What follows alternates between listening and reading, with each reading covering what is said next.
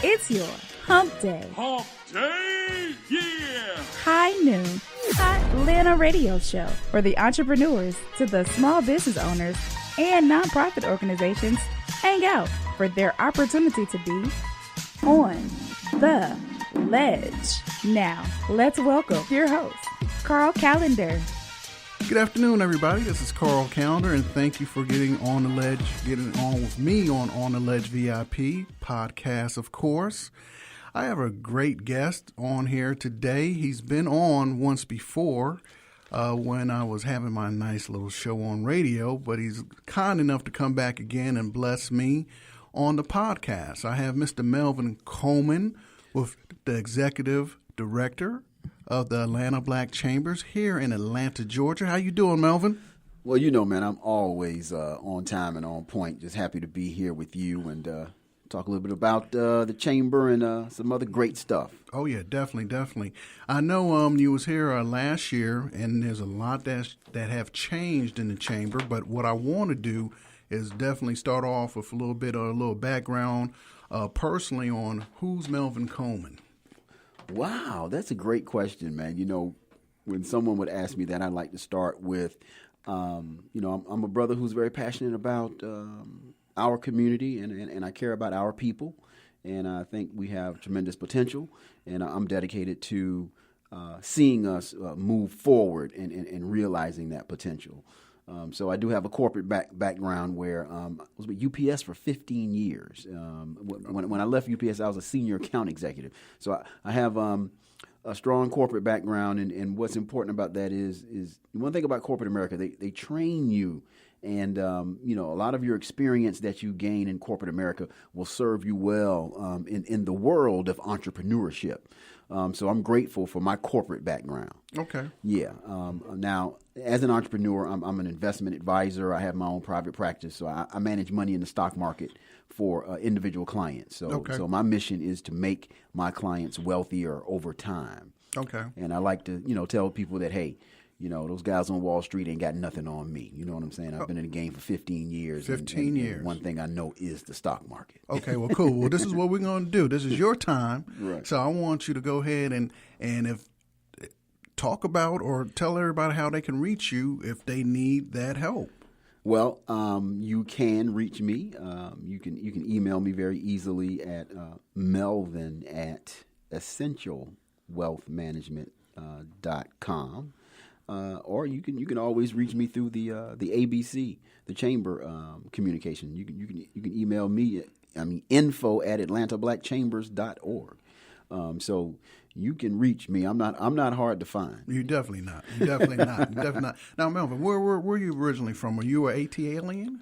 Oh man, you had to go there. So I like to tell people I am the original DSGB. And people say, "What is he talking about? What's his brother? Okay. Yeah, what is his brother lay it down." I am a down south Georgia boy for real. You know what I'm saying? For real, man. I'm Savannah, born and raised. So when we say Georgia, I'm not even talking about the ATL. You're not even talking about. I'm talking about Georgia, that is the part of the state that y'all don't want to show no love. But I'm from the crib, man. The port city, Savannah. Absolutely. Port City. Yes, sir. Mm-hmm. Did you go to Savannah State? Let me see. I'm a Savannah State alum. Okay, I just had to make sure you was truly from Savannah. If you was if you went to what's the other school? Albany State. I don't know about that one. No, right. No, I'm for real, definitely. Well, cool. Let's talk a little bit more about the Atlanta Black Chamber. Let's just talk about number one. Let's let everybody know the background, how it got started. And pretty much where it is today. I know that's a lot, but we got time. Okay, so, the chamber does have a long history. We were founded way back in 2005.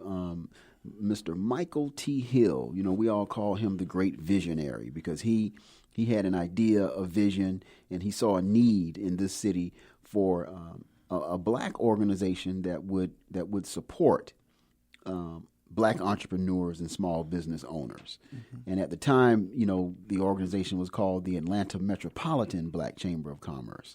Okay. Yeah, and I was fortunate to be a part of the organization back then, I'll say 06, 07, 08. So you're talking about the 2000s, man. This is over Right. 10 years ago. Right. And we did some great things. The organization, in terms of its size and the events that we did, people knew us, and it was good. I would say that the great financial crisis, or whatever we call it, the Great Recession that came about around that 2011? Yeah, somewhere in that area? Yeah, that had a tremendous impact on, everybody at that time, but an organization like ours where you had aspiring entrepreneurs, somewhat established and doing okay, it you could feel it that we Right. were under, there were people that you didn't see Right. where you had used to see them all the time. Right. They had to go get jobs. Right.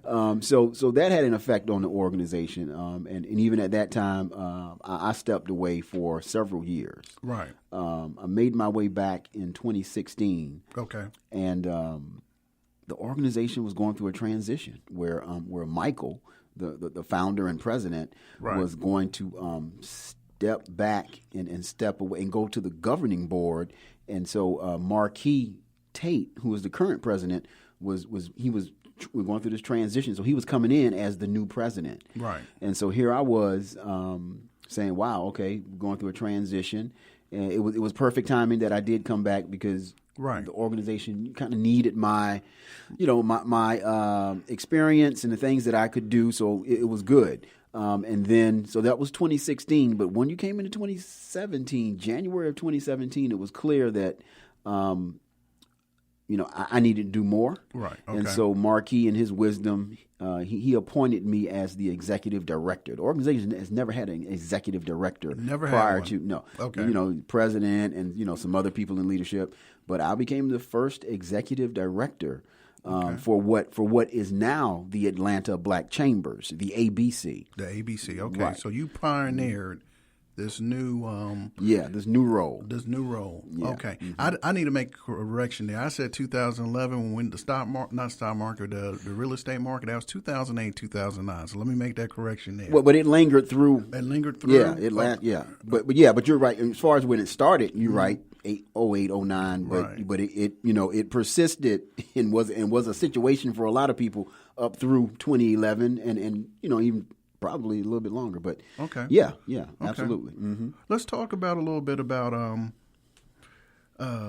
some of the board members, because you do have a board now, because the formation of the ABC. Right. Yeah. So, we have a president, we have an executive director. So the leadership is you have vice presidents, whether it be community affairs, governmental affairs, and then you have VP of operations as well. And I may miss something here or there, but you have these different committees, and committees have committee chairs. So the organization, the leadership looks like VPs and then committee chairs, and so the activities and the meetings and events a lot are committee driven. Correct. Okay.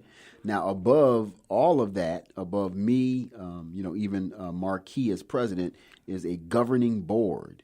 Okay. So Michael Hill, who was the founder and president of the organization when it started, he is a governing board member. Gotcha. And so he sits on that board with a few other people. Okay, Miss Joyce Rhodes, Mr. Joe Johnson, and then Marquis is a board member as well as the president. Okay. So Gotcha. we have legal counsel, and so we're going to expand the board over time. But currently, that's what the board looks like. Okay. And so I get to sit in on board meetings as the executive director. Okay. Yeah. Well, let's talk about, let's talk about the committee leads and stuff like that, because there's several different committees. So I'm gonna let you start off. Please mention who's the lead and everything like that, because this show is directed and for the ABC for our usage to promote what we're doing in Atlanta and expanding outside of Atlanta. So I want you to definitely talk about the different boards and their role for the ABC in the community. Okay, so the committees are extremely important because they're very strategic to the mission of the organization, which is, being an advocate for the creation and growth of competitive, profitable, and sustainable Black-owned businesses. That's the gist of the mission. And so the committees, because they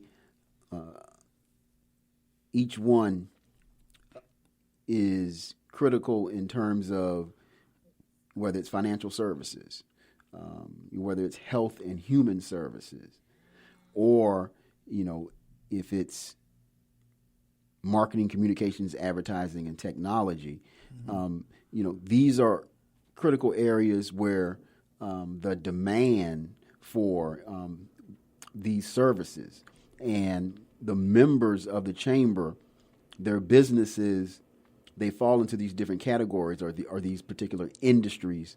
So that's why it makes sense to have a committee Right. In these particular industries, because you have members who want to come together, they have something in common, they want to collaborate, Right.